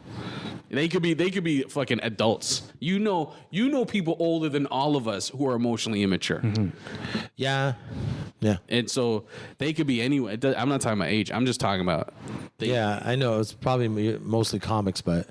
But there are people like that all over the world. Right. And there's people outside of comedy that are like that. And that's basically, it's not you. It's you're finding there's probably tons of emotionally immature people. Mm-hmm. I don't know. That's just the luck of the draw, though. that's just like gambling. That's like going to play casino slots, meeting people. I talk about it in my act. Dating is fucking crazy hard. I would never want to do it. Never. I know it's weird because I don't even really. It's not that I want a relationship. I just want someone to be In your corner. in my corner. Nice to me. Yeah. Care, like actually fucking care about me. You know. But It's just, I don't know. you know, and fucking does take a lot of stress away. I find. Sure. Yeah. You know, like if you Look at that girl you were talking about from a couple weeks back in London. She Yeah. knew what she wanted. Yeah. It Yeah. wasn't love. She didn't want to Emotionally give you mature. love. She just knew exactly what she wanted. Yeah. And she Emotionally got it mature human being. and Yeah. was clear with you. This is what I want. Yeah. This is what we're gonna do. Oh I yeah. don't need a relationship. Great. I And just yes, wanna it fuck around. sucks for you because it's not love or live No, in different I can cities tell or I liked whatever. her, but yeah, I have no problem with that. So there's no people lies there. exist. It's not that every relationship you're going to be in is going to go through this inevitable 6-month thing and then they're going to change, right? Those people exist. Yeah. Right. Who know who they are and know what they want. Yeah, it's exactly what you said. It's a job interview. When it sounds too fucking good, Yeah. run away. Yeah, sometimes it's too good to be true. When it's too good, if they have no fucking flaws, when I meet people, I always wait for the con. Yeah. I always wait for listen to someone and hear the con. And when I don't hear the con, I'm like, okay, my guard drops. But there's always some people just have that con where they want you to like them and they'll tell you what you want to hear, as opposed to just being themselves. It's funny, like, because I find also like when you're dating someone, you're like, you recognize all the flaws. I'm like this, have this moment, like, you don't get it. You're fucking awesome. I don't care if you're fucked. Just don't be fucked. Just be nice to me, and I'm cool with. Have you how ever fucked told you someone are. that? Have you ever told somebody that? No. Yeah. No. That's what I guess I would have told my last girlfriend. Maybe. Yeah, but I don't want to talk about her, but No. she's come on. Yeah. No, I don't want to say no. No. Yeah. No. You know, I know I'm not insulting her. No, I don't want to say no. I know. I just don't want to say nothing mean. Okay, Please. I'm just saying you can't compare the two. I never want to talk mean about any girl on this. You guys are gonna be okay, right? You're not driving, I'm not. That was my last one. He can drink as much as he wants. but you're not driving. No, Okay. but Well, this got pretty good. This is light and I like it. Easy. I I like like it getting too. into this. yeah, yeah, I do too. Because this is kind of your therapy session right here. this is the closest. This is therapy without yeah. fighting. Yeah, this is the closest I get to therapy. But it's not you, dude. What? What's not me? The way I'm acting. No, the way you're bumping into people you think are like. It's not you going after the same person. It's just that's who's out there and the odds. I love that we can hear you chewing. No, it's okay. No, it's okay. It's this funny. What kind of crackers are those? They're Dorito things. You really guys should try them. It's a weird shape. Give me some water, please. Yeah. Thank you. Of course, you want water. That's what I like. What, do you want me to drink rye and then I go home shit face to my wife? Yeah, maybe that's what she needs. I was drunk I don't know last how night. she deals with you. She Do you put the shit that you put on me? Do you put on her? Mm-hmm. Do you? my shit goes to everybody. Her too? And I'm learning. I'm trying to be better. I heard some shit the other day from one of my friends from way back. It said, and I was just like, I can't believe I treated people like that. So I'm just trying to. Oh, be better. about you? Yeah. And I was just like, a couple of friends that in the last couple of weeks I talked to, and I was just like, That's Telling tough. you- telling Those you some- lessons are it's tough. good though. Telling you the Yeah. truth. Telling the truth. And I'm just like, I got to treat people better. I got to be more conscious of people outside of me. Right. Everything that I've said behind your back, You'll I've say it said to my face. Yeah. Yeah, but these are my friends too. Like Yeah. they said it. I Like hate saying it to you. I hate talking to you like that. I know I'm not the person you're talking about right now, but I'm like, I got to talk to him about this. no, I appreciate it. I actually it was JP that talked to me recently. recently? Yeah, a couple weeks I ago. don't even know about this. And it was we just because I haven't said anything to anyone. I told my wife and that's it. And he was like mad at me, and I won't get into it, but we just talked about it, and I was You like, guys good got with it? figured out? yeah, because you're just like, oh fuck, It's I'm a tough. dick. Yeah, that's a I'm a sobering thing. Though. I don't want to be an old man who's a dick. Right. and that's really where I'm headed. Yeah. And so I gotta figure out how to be nicer to people and people who deserve it. Right. People who are my friends. He made a great point. JP's like, I'm 40. I don't need 20-year-olds to be my friend. Yeah. I don't need 30-year-olds. You guys saw me become a man. You guys like you, I grew up with, and it's like, I can't. It's the last. It's that generation. It's like JP. You got JP. You got Ron. You got me. You got you. It's like no matter what happens to any of us, there's this core friendship from such a long time ago. Where it's like it doesn't matter if JP became the most famous comedian in the world. As soon as you saw him, he'd be like, "Hey, buddy." Like, you know what I mean? Like you can't get rid of that. We knew each other for 15 to 20 years. Yeah. Like plus. I've known you. Yep. I've known you, JP, Ron, Russell. I've known you guys for 18 years. Yeah. 17 years. Yeah. Exactly. That's what I'm saying. It's like I've seen you become a person. I became a person. I ran into Russell. I went to his party, and it was just like, oh, what the fuck is like? I have this habit of like not cutting people off, but just like you put walls up, buddy. I just like drift away, and then. Yeah, and then I just Ron and JP told me some stuff, and I was just like, oh, I can't believe I acted like that. And you know, that's what I mean. You know, Russell, like, Russell's all over the fucking world. Like, man. I text the dude. Like, it'd be nice for him to fucking text me back, for God's sake. But he's not being an asshole. No, he's not just being an asshole. Yeah. And if you ran into him, he'd be like, he'd be like, hey, what are you doing right now? I wasn't mad. I was being neglectful. Right. I was being a dick. And then you treat people. You know what it is? It's like you hit 40 and you're like, oh, I'm not 20 years old anymore. I can't. People just when you're 20, people make excuses for you. Like you in your 20s, just like, oh, he's 20, he's stupid. He'll get out of it. At 40, they don't make excuses. They don't make excuses. No. Like, okay, it's do or die. Either be a dick or be a dude. Exactly. And it's exactly. And I'm 40 now, so I can't. I'm at that point where I'm like, okay, well, I'm just gonna chase everyone off, or I got to figure out my shit. Yeah. And so I got to be more conscious of shit. It's not entirely dissimilar than what he has to deal with. Yeah. It's still stuff. It's not the same thing. Dude, I got a lot of anger and rage in me. Exactly. I got a lot of fucking, like, I expect my career to be farther than it is, and I'm dealing with that shit. Not the top of your stuff, but I'm just, I understand where you're coming from. Yeah. We're both the same page. I understand, and you're better than where you are, and it's not to knock anybody in the scene, but you're better than where you are, and your value gets less because you're in Canada, and you got to deal with that. And you're like, no, I'm good. And you're 40. You watch all these, I see all these dudes like headlining. Like you watch. So I'm not saying all of them, but I'm like, you'll see certain guys like that guy's headlining. Yeah. You know, or like that guy got this and that guy that got. Yeah. I don't let myself get sucked into it, but I have that moment like, wow, like I have this weird moment where I'm like, holy fuck, how's like someone like so like farther than me as being a fucking really, really, really funny dude getting all these shit. But then I also have that moment like, oh fuck, it's gonna just be a matter of time for my time to shine too, because there's also the element I got game. You know? There's also an element like those people might be able to do or want or just do like nasty shit to get where they. I'm not good. The thing is, all of that doesn't mean anything. I'm not. You know what I mean? Like it does, but it doesn't. I'm not good at being not me.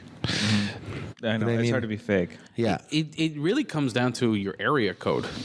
That's the major problem. Sure. Yeah. It's like I can't afford to change my area code right now. Yeah. And it's just so now because of being in Hamilton, hanging out with you mainly, I've changed my like that whole thing of that guy's got this and that guy's got that. It doesn't really affect me anymore. No. Because I know my problems are my problems. Yeah. Right. And my shit I can change myself. And I said this to you, Gavin, once, and it totally applies to Manolis too.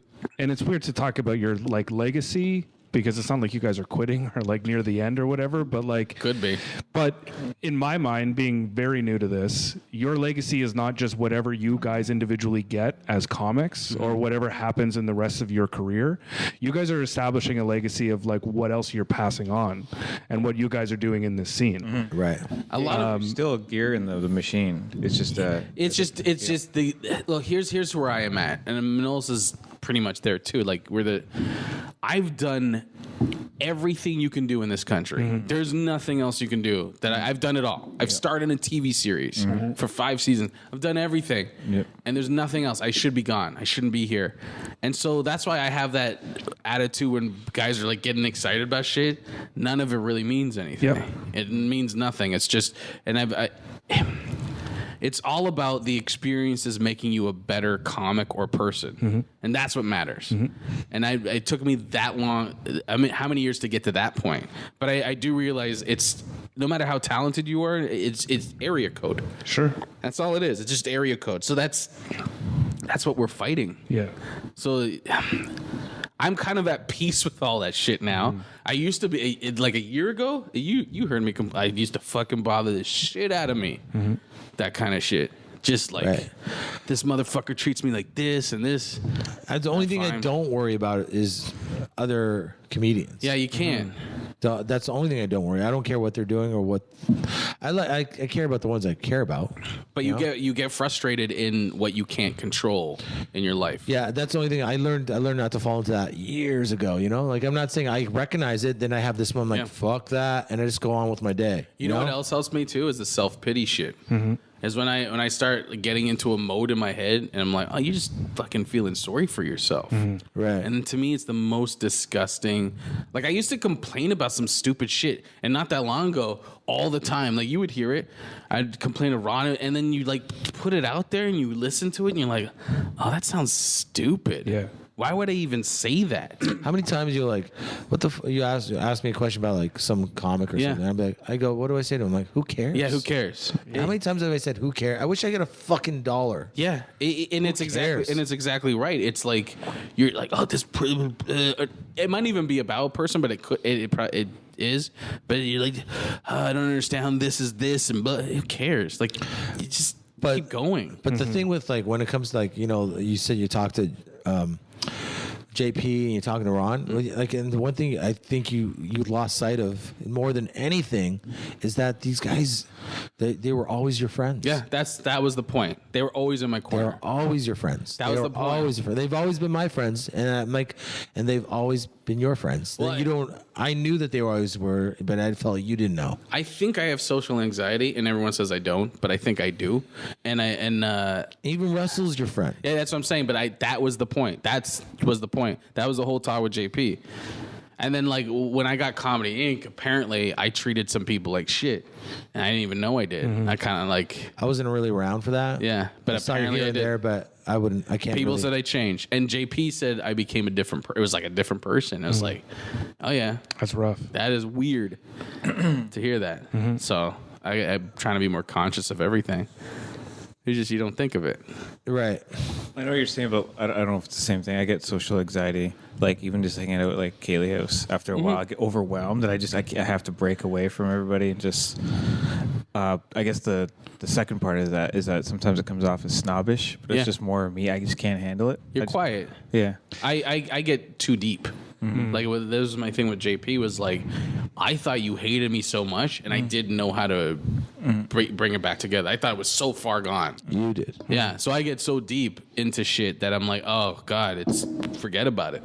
And it's not the case at all. It's just my head making something up. I told him a long time ago. I was like, I told you the conversation I had with JP, and like he said, like I brought it up, and I said he thinks that everybody's against him. And he's like and JP said, yeah.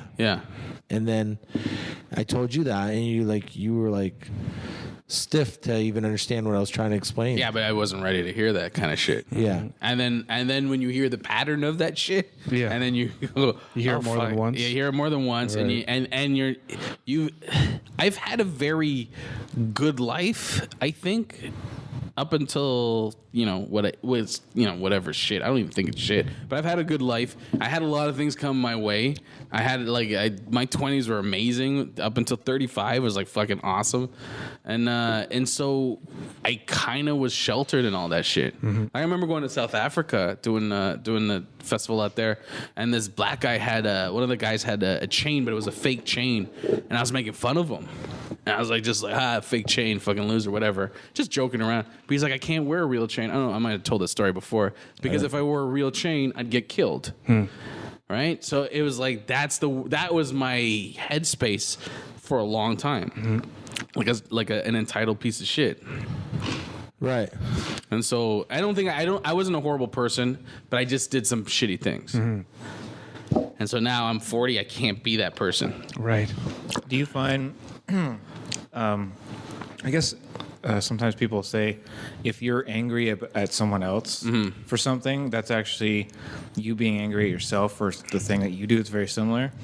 And Yeah, you I'm see this thing in yourself. Yeah, I used to go, that sounds like bullshit, but as I get older, I'm like, it's starting to make more sense. Yeah. Like, I'm starting to get that because like there's some like being very impatient and be like, just fucking just go, and you know, It's all about yourself. Yeah. The things that other people do, it's not about what other people do. It's about how you react to it and whether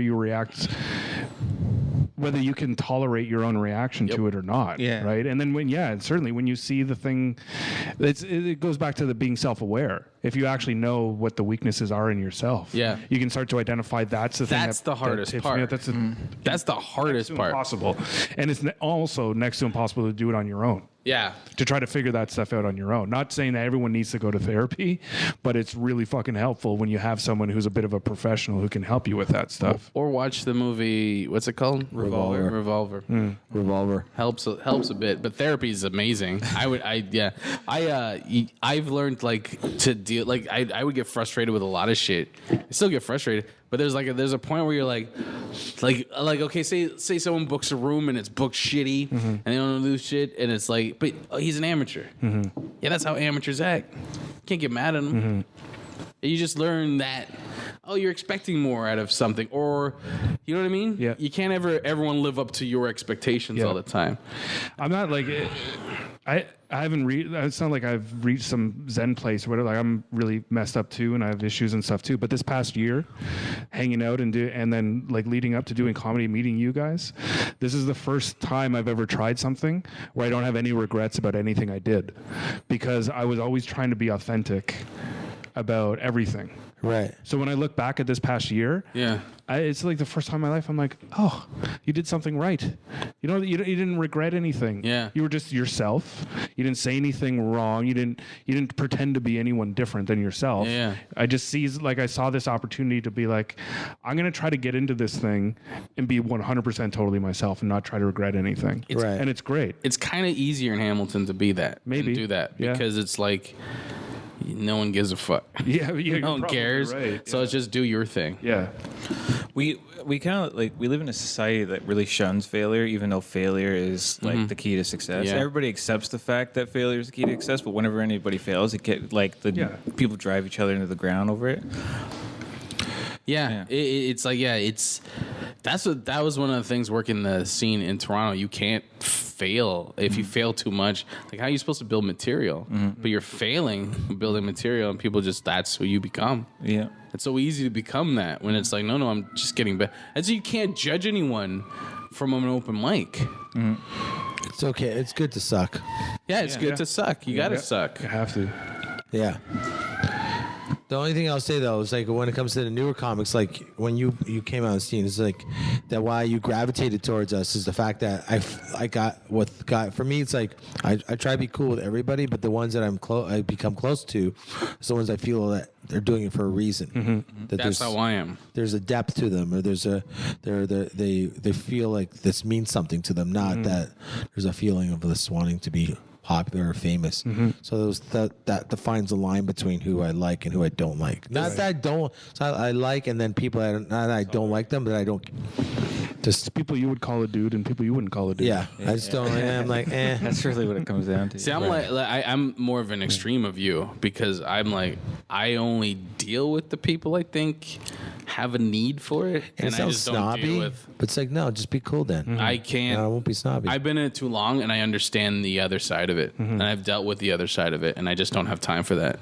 I don't have time for it. I don't have the energy or the time for it. I don't regret that. I like it when this has happened a couple times, and it sort of happened with me. Being new to the scene and then meeting other newer comics, like people who just start out, you guys will not have this perspective at all. I've met people who are nervous to meet you guys.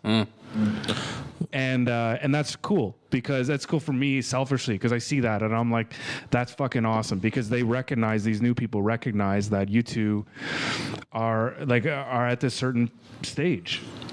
And they're nervous to meet you, and it's cool. That says something about who you guys are. I guess so. I guess I don't see that part. You both put yourself down a lot lower than you actually are perceived by other people. I guess, yeah. Yeah. You guys are both going to totally try to get out of this compliment as awkwardly as you can right now. It is awkward, because it's just, we're Canadian. For all the listeners, they're both fidgeting in their seat. They both adjusted. You just heard that. Yeah. I don't know. I'm probably not gonna change what I said. He's probably more like easier to approach than me, because I'm fucking Stonewall. Like I'm just. You don't even like intros. No, I don't like intros. I don't like anything. But I don't know. I hate fucking intros too. Yeah. So many times when I do shows From the Comedy Network, and like all that kind of stuff. Oh, yeah, I don't care if they say it. Yeah, I don't care if they say it, but so many, like when I'm working a weekend somewhere, and if I'm not emceeing, they'll be like, "Oh, what do you want to say? What do you want to say?" I'm always like, no matter what the comic is, I always say, I don't fucking care. Yeah. Just make it easy.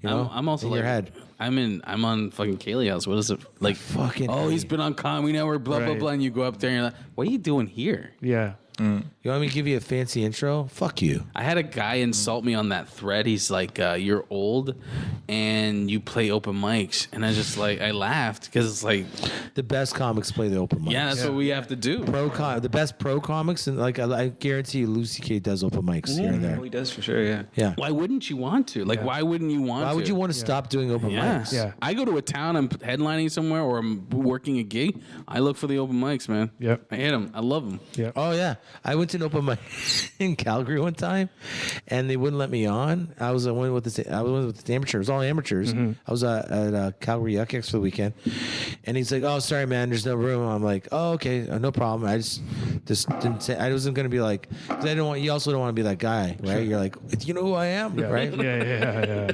Fucking, you're kidding me? I'm like, so I just said, like, all right, fuck it, all right. You don't want, like, I'm more like, I'll go, oh, you don't want a pro comic on your little fucking open mic show at a university with fucking 30 people? Yeah. All right, that's your problem, right? So 10 minutes go by. I guess somehow he talks to the guy that I went with, that was an amateur comic. I wish I could think of his name right now, but a nice guy from Calgary. He goes, oh, what? Because I guess there's no open, like no pros have ever come before, ever. Because it's like, it's just because, right? So he comes back up to me. He's like, "Hey, man, yeah, sorry about that. Like, yeah, do you want to do a spot?" Like, all of a sudden, like, I was like, "Oh, you're gonna be funny and you're gonna bring value to my show, Right?" And I'm like, I'm not gonna go, no, fuck you. I'm like, yeah, I'll do it. Fuck it, I still want to do it. Yeah. But that's There's a lot of places with that a disconnect. lot of comics. Yeah, a lot of comics will give a lot of pro comics will start fade that away. Pro comics, there's a lot of pros that wouldn't go to the open mic. Because they're actually hard. Yeah. They're hard. Yeah, they're hard. You can do your A material on a fucking open mic and not do well. You're on the same level as everyone. Doesn't it help you kind of like triangulate your material towards something that works for everybody? It's like punching in a pool. It's like, it's Roadhouse, man. Yeah, it's just like Patrick Swayze's not there. And then when you get Protect you. it's funny. Like you'll work. I remember doing this show in Toronto called the Poorhouse. They used to have an open mic there. Yeah, have you been there? Oh, you know the place? And it's like it's ESL. The audience is ESL, and you're just going up there and you're fucking fighting. And there's guys that kill it. Yeah. And I used to bomb every single time there. And the guy they put me on because I've been in the game for so long. So you get on no matter what. If I was a new guy, I'd be cut off. Then the same guy that booked that room was like waitering in a show I was doing downtown, and I fucking ripped it to shit. And he's like, "Why do you come to my room and bomb?" I'm like, "Oh, your room's a gym." Yeah. He didn't understand that. It didn't make. It's like, but that's where I go to try out the idea. This is where it's like I'm getting paid. Yeah. But that's what it's that disconnect I find hilarious with pros and new comics. It's just like, oh, you don't your room is shit. Yeah. It's like without saying your room shit. Your room is shit. The shittier the room, the more new shit you'll try. Yeah, fuck yeah. And I think new and old comics forget the fact that this is like one of the only art forms that the only time you can practice is in front of people. Yeah. Right? Yeah. You can't practice at home alone because then you're just talking to yourself and there's no reaction. The only opportunity for practice is in front of people. Well, that's the thing too. You change your style in front of people. I went from a different style completely from my first comedy now, and then I started doing a lot of riffing. And I used to have bookers like give me so much fucking problems with that shit. You ripped from a long time ago. You just did more of it as years went on. But I started getting rid of the act. I saw you riff for years ago. I always knew you were good. I always knew you were good at riffing. But when I fucking 15 years ago, I saw you riffing. But thank you, I appreciate that. But when I changed, where I was like, I'm going to start riffing. You just did more of it. People had problems with it. They just didn't. But yeah, comics get it. Bookers are like, why are you failing? Because you're gonna fail. It just happens. I know if there's like a show where, like I'm doing like open micing, when you guys go on and you guys can't, like it's a shit room, you guys can't pull it up. I'm like, I'm gonna leave because it's like if you guys can't pull that out of the shitter, then there's no way. Sometimes you walk away from a room because I've also learned patience to learn everything. Like even that shitty room we did on Monday at Kaylee House when it was shitty. Yeah. I pulled something out of that. Yep. I fixed a bit. I almost killed a man. He almost killed a man, and I fixed a bit. Yeah. So it was a win-win for both of you. Exactly. You both came out of the night richer for the experience. Yeah.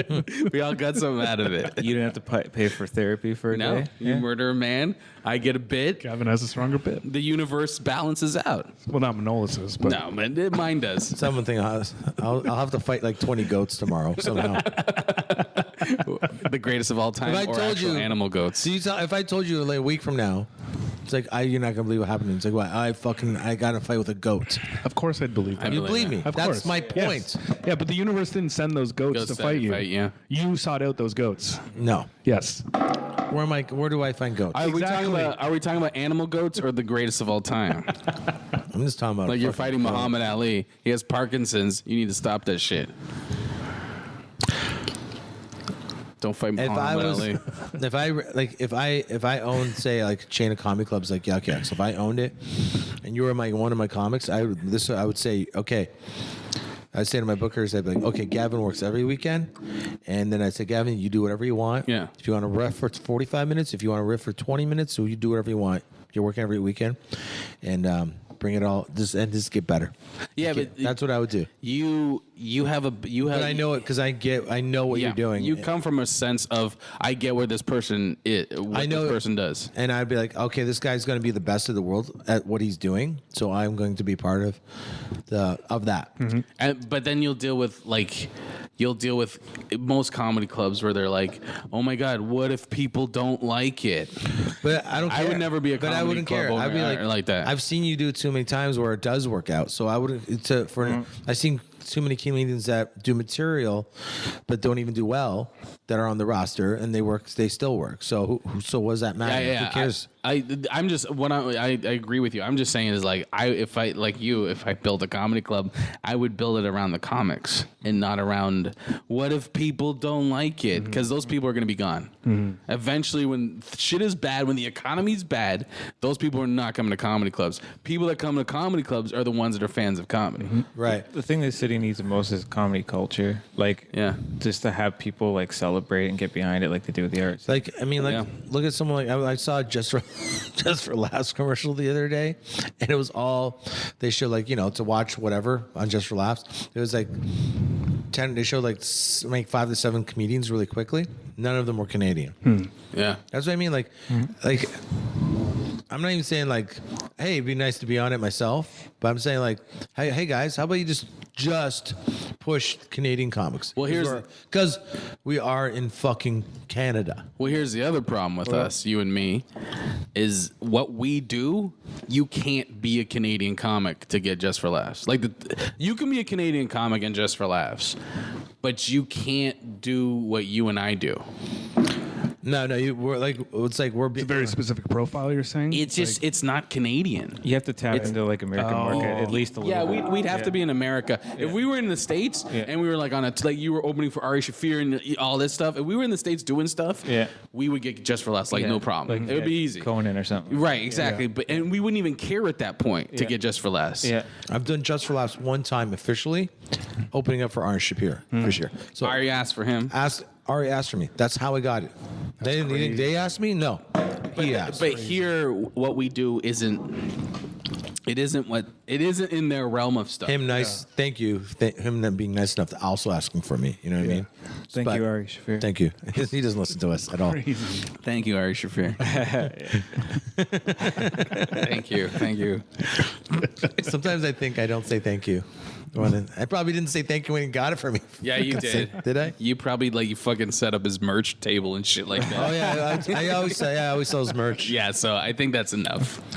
I think you said thank you. But he's Didn't you open up like a satellite office for him? What is that? What? like an extra club, like a satellite club. When you do a lot of dirty shit, you tell a lot of stories, and in Canada, being dirty is bad.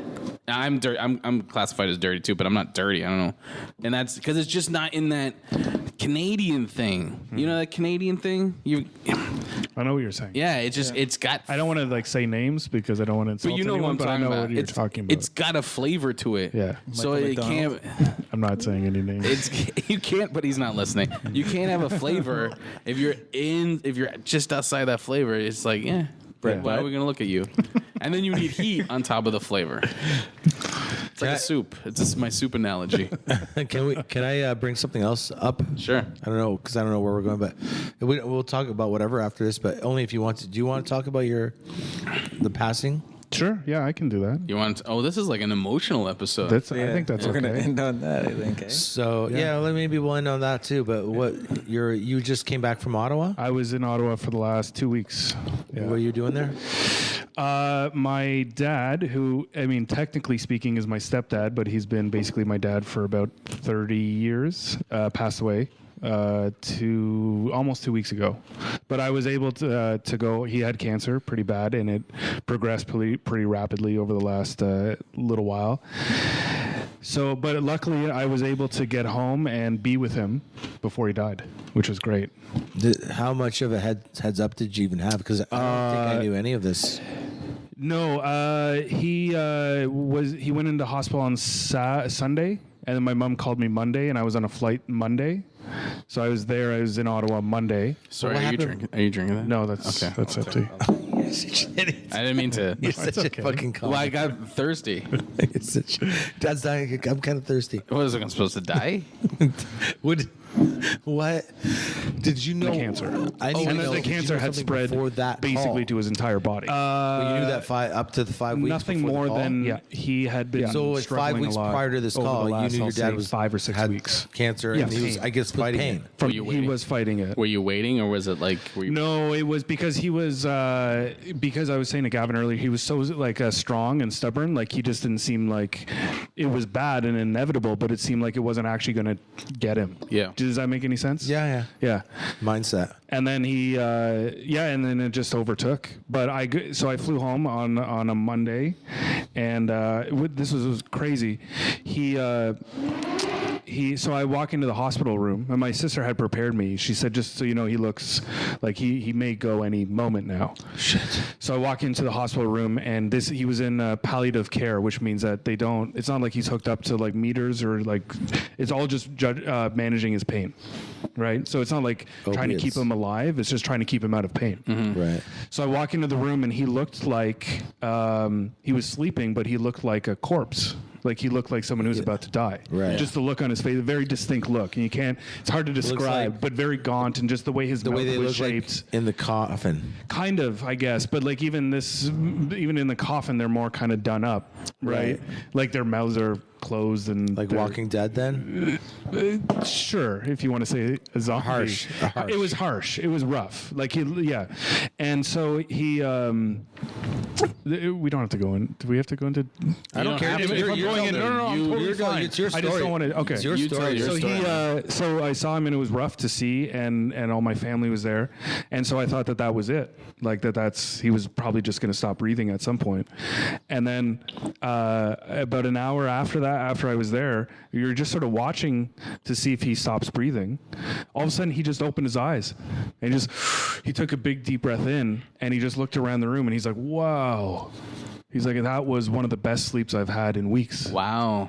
He's like, I haven't slept for more than 15 minutes at a time because the pain was so bad. Oh my god. Over the past 5 or 6 weeks, and it just intensified. He was just like, that was incredible. He said, I didn't dream, I didn't see anything. It was just black. And he's like, that was awesome. So all of a sudden, here I was thinking I wasn't ever going to get to see him again, that he was just going to die. And he was just him. He is back. He was back. And he seemed like there? He was 100% there. He knew exactly where he was, what was going on, all of that stuff. And he knew the end was near. He knew the end was near. So I won't spend too much time, but I found that this was interesting. We're not in a rush. So a couple of my brothers had been there, and my mom and my sister had been there for 24 hours at this stage. So I said, why don't you guys go home and get some rest? And this is about now 10 o'clock at night. Why don't you go get some rest? I'll spend the night with him. Right, So- and you're allowed to. Yeah, and we're allowed to. Like, there was no like visiting hours or all of that. It was all out the window. It was like someone was going to be there. Oh, yeah, okay. So I stayed there with another brother of mine. I have a lot of brothers. So whenever he was awake, everything was great. We were talking. I was saying to Gavin, he remembers Gavin. He knows Gavin from the show. He used to watch Comedy Inc. Right. And loved Gavin. So I was talking to him about that, and he knew that I started doing comedy. So he was talking to me about stand up and asking me how it was going and all that stuff. That's pretty awesome. Yeah, it was great. It was really cool, and we actually got a chance to kind of say goodbye. Like he kind of knew that it was the something was inevitable. Like he was probably going to pass soon. So he was in and out of sleep, and so at one point he woke up out of his sleep and he said he called both my brother and I to him and he said, "I'm not being dramatic. I'm not sad." He's like, "But I don't think I'm going to make it through the night. So can you call Mom and get her back, and just to be here." So I obviously did, and then I called my other siblings. Yeah, he said, and he wasn't being. This is the way this guy was. He's an Eastern European, like strong-headed, stubborn man. He was like, he wasn't scared, he wasn't sad, none of that. He was like, He's probably this is what's happening. Deal with this for a while. Yeah, He was exactly. probably going to get in trouble if he didn't tell Yeah, who to call. exactly. Call his wife. So we obviously called them back, and then everyone came back, and then again, whenever he's sleeping, it's just a matter of watching to see is this his last breath or not, Yeah. type of thing. But then he'd wake up in the middle of the night, and we'd start talking and having a great time. He was Skyping his relatives, and he was totally just himself. And then in the morning, he had a really bad morning, and then it got progressively worse, and then it looked like his breathing was different, and so we were all around him, our entire family, and when he eventually just passed away, and it was kind of beautiful. Like it wasn't. It was sad and Do you know hard the to actual see. moment? Yeah, I was there. I was watching. But how do you know the moment? Like you just Well, you don't sensed really. it? In this case, I didn't. I mean, I had never watched anyone pass away before, but he just stopped breathing. Like his okay. breathing was so shallow. And you kind of hear it. Just All of a sort sudden of you're stopped. But then also, like we were all kind of holding on to him. You can feel the body start to get cool, like almost immediately. Wow. Did you feel the energy leave his body? I don't know. I don't know about that. I don't know. So my stepdad, he did a lot of crazy stuff. Like 5 years ago when he was 65, he started gliding, hand gliding. Yeah. So he took that up when he was 65, right? So we were all around after he passed away, and my mom tried to say something beautiful, like poetic. So my mom said, she kind of sighed, and she said, "Well, I bet he's sorry now." And we all kind of like looked around, and I was like, well, that's one way to put it. What she meant to say was, I bet he's soaring now. Oh, soaring. But like, it came out with my mom's like Italian Roman Catholic gills. Like, I bet you're sorry now, It was hilarious. So we all had kind of a laugh over that. But. In terms of everything, it was and it's gonna sound horrible, and I don't mean it to sound horrible, but it was the best thing because he's out of pain, and you got to spend time with him and say everything. It was crazy. So other than your loss and everything, which is horrible, I'm not trying to diminish that. No. It's like he's out of pain, and it's actually it's good for him. It's good for you guys the way it happened. Yep. Yeah. It's like, because my grandmother, when she passed away, and I think that's probably the last person I had to deal with really close to me who passed away, and that was years ago. She wasn't feeling good over Christmas. She went into the hospital. We found out when I showed up, she was gone, and it was like, what? Yeah. So in terms of that, I would say that was probably one of the best ways to do it. It was great. Yeah. The last thing, one of the last things he said to me was, because he loved comedy. Right. Loved it. And he was like so happy when I told him that I started doing it. Yeah, that's what's awesome. And he said to me, keep working hard. He's like, I don't think you may not get famous. He's like, but something's going to happen if you keep working hard. So which was great. It was really. That's pretty awesome. Yeah, it was pretty great. He knows that he left knowing that you started this. Yeah. That you're doing this, like something that makes you happy. And then he didn't have like a typical funeral. It was more like kind of just like a very casual, like kind of memorial. And the amount of people that were coming up to me being like, he was so happy. He talked about you doing stand-up all the time. Really? Which was just awesome to hear. You know what I mean? It was really cool. Oh, wow. That's awesome. Yeah. So you were able to have like really in-depth moments and conversations with your dad before he was actually passed. Yeah. Yeah. That must have been a hard fucking week, man. It was, I mean, to be totally true, I mean, we're just exposing ourselves on this podcast, but the grief hasn't even set in. Like, I was just taking care of my mom and siblings and all of that these past couple weeks. I haven't even dealt with it at all. So it's going to come. It totally is going to come. Were you tired? Oh, yeah. And I haven't slept. I haven't slept at all. Yeah, in 2 weeks. It's crazy. When my grandmother passed away, it was weird. I got tired and scared that she could show up as a ghost. I know that sounds horrible and weird, but it was like that. I was exhausted, and then there was so much shit happening, and then I dealt with grief. Wow. But honestly, what was cool, like, not to be cheesy or whatever, but like, because I have like a very small group of friends who obviously know, but like hearing from like people here, like I haven't even known you guys for that long, was really cool. You know, like just hearing you guys reach out, being like, is everything cool? Yeah. That was awesome. That was great. You know, it was like, I remember when Russell's dad was fighting cancer, and he was getting treatment in fucking Hamilton. So every time he was coming to visit his dad, sometimes he would call me, and I'd end up hanging out with him for a bit. But it was like, I think I'm not 100% sure what's the only thing that I think really was hard was like I pictures like like you say, your dad says work hard and things will happen. His dad, I don't think God actually saw him. Like a few years later, he popped. And I always think about that. I wish his dad could have saw that. I've heard Russell talk about that it wasn't long after his dad passed away that someone uploaded that thing on YouTube. Yeah. Oh, see, I didn't even know he talked about it. He's talked about it in a few occasions. Yeah. It was a really short time frame from when his dad passed away to when it wasn't that long. That thing on YouTube it wasn't that long. Just popped. I know. And it's like I think about like my dad thinks I'm going to be a homeless fucking I wish just something little would happen in my life where my dad, just so my dad can go, okay, he's going to be okay. Maybe your dad douches with vinegar. I douche today. I'm not gonna lie. Why would you? If you're doing it, you're not lying about it. There's no way you're going to lie about douching with vinegar and water. Try it and get back to me. All right. Tell me that it's not a real thing. All right. If you had glass down there, it'd be fucking clean as shit. Vinegar and water, yeah, because that's what you use on glass is vinegar and water. So I should put glass on my ass? Yeah, you should put glass in your ass. Shredded glass? This should be a monocle. The monocle just like right in the hole? Right in the hole. Yeah, and then you can check out people's jewelry. No, you just put some on your hand and you just slap it on your bum hole. Boom.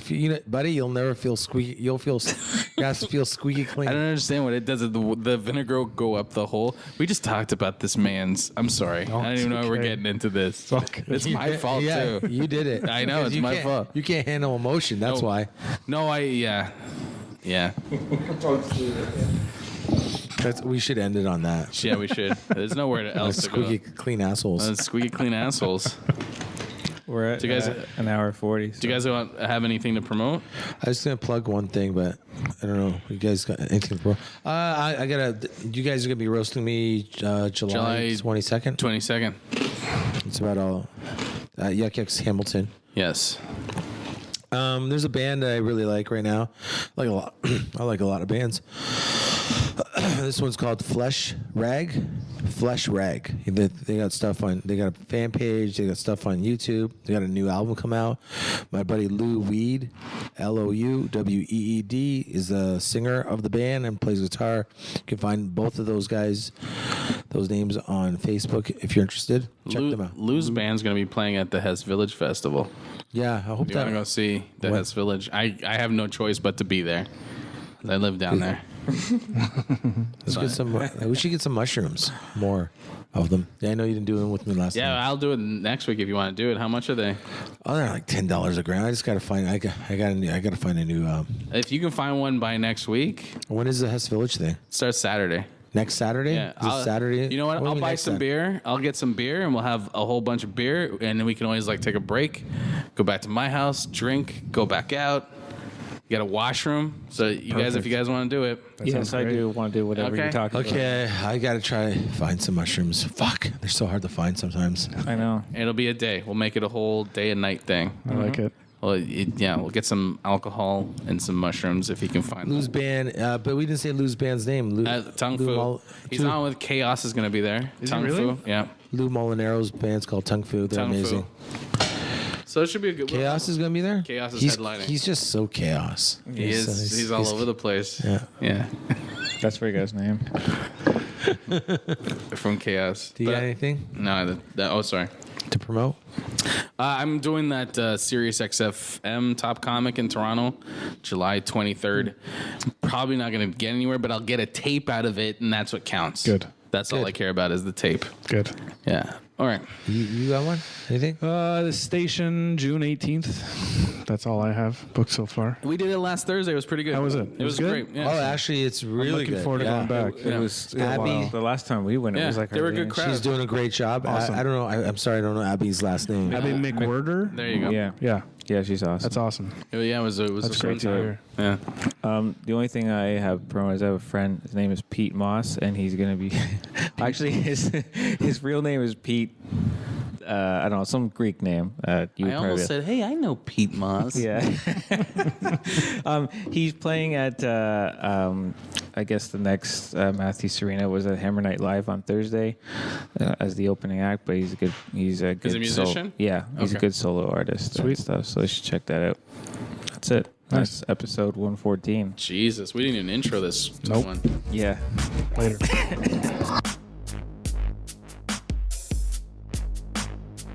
Girls Night Out is recorded at the Girls Night Out studio in downtown Hamilton each and every week, with new episodes appearing Monday. If you'd like to be a guest on Girls Night Out or have a show topic or suggestion, tweet us or tell us on our Facebook wall. For more Girls Night Out fun, visit our website girlsnightoutpod.com, like us on Facebook /Girls Night Out Pod, and follow us on Twitter @GNO Podcast. Thanks for tuning in.